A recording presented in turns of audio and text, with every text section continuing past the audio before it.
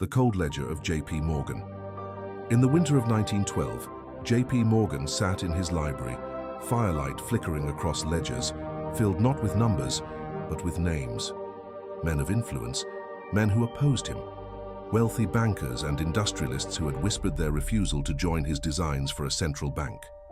Their signatures cluttered his world like stains, and so he devised a solution. He financed the greatest ship the world had ever seen, a floating cathedral of iron and luxury. A marvel for the public, a stage for the doomed.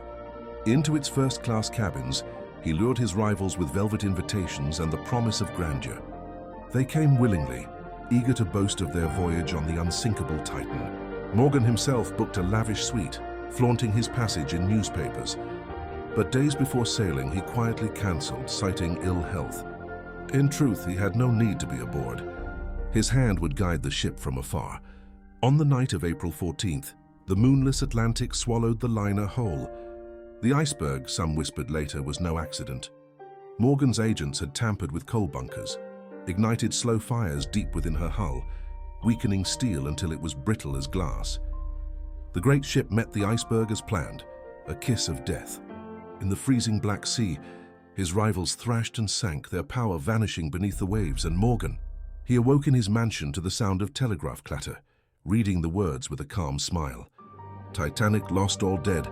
By year's end, the few surviving financiers bent knee to his will. The Federal Reserve was born, but those who inherit the Morgan fortune still whisper. In the dead of night, when the wind howls like a siren, they hear phantom knocks on the door of his study.